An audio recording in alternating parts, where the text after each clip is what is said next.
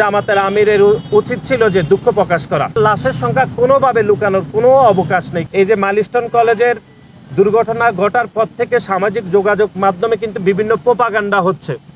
বিশেষ করে আমরা গতকালও বলেছি যে জামাতের আমির একটি দায়িত্বশীল জায়গায় থেকে তিনি গণমাধ্যমে বলেছেন যে তিনি তার মতো বলেছেন যে 100-রও বেশি যে কোমলমতি শিক্ষার্থী এখানে হয়তো মারা গিয়েছেন। তিনি তার বক্তব্য বলেছেন। এই যে তিনি যে বলেছেন এই কথা, এতে কিন্তু জনমনে বিভ্রান্তি তৈরি হয়েছে।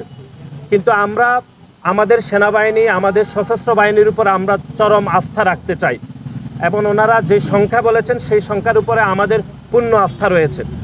এবং যে বিভ্রান্তমূলক বক্তব্য দেওয়া হয়েছে সেই বক্তব্যের কারণে কিন্তু মাইলস্টোন কলেজের সামনে এবং সচিবালয়ে কিন্তু দুইটি মব তৈরি হয়েছে। সেখানে বলার চেষ্টা করা হয়েছে যে লাশের সংখ্যা নিয়ে লুকোচুরি করা হয়েছে।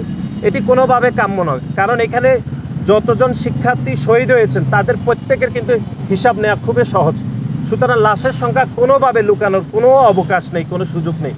সুতরাং এরকম একটি দায়িত্বশীল পদে থেকে এরকম জনমনে বিভ্রান্ত তৈরি যে হয়েছে, সেজন্য জামাতের আমিরের উচিত ছিল যে দুঃখ প্রকাশ করা।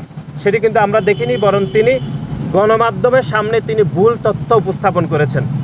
আমরা আবারও বলছি, আমাদের সেনাবাহিনীর উপর আমাদের পূর্ণ আস্থা রয়েছে এবং আমাদের সশস্ত্র বাহিনী, অন্য যে বাহিনীগুলো রয়েছে তাদের উপর আমাদের আস্থা অপরিসীম। আমরা শহীদদের সংখ্যা নিয়ে আমাদের যেটি গণমাধ্যমে প্রকাশিত হয়েছে এটি আমরা পূর্ণ আস্থা রেখেছি এবং আমরা মনে করব যে সরকার যারা শহীদ হয়েছে তাদের প্রতি পরিবারকে তারা রাষ্ট্রীয়ভাবে ক্ষতিপূরণ দেওয়া উচিত বলে আমরা মনে করি। এবং যতদিন পর্যন্ত এই যে কোমলমতি শিক্ষার্থীরা সহ এখানে শিক্ষক যারা আহত হয়েছেন তাদের 100% চিকিৎসা নিশ্চিত করার জন্য সরকারের কাছে আমরা বাংলাদেশ জাতীয়তাবাদী ছাত্রদলের পক্ষ থেকে আমরা জোর দাবি জানাচ্ছি।